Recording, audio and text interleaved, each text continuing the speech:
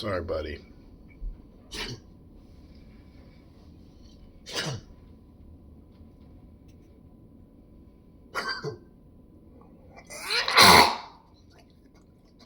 I'm sorry, bud. At least I got an example now.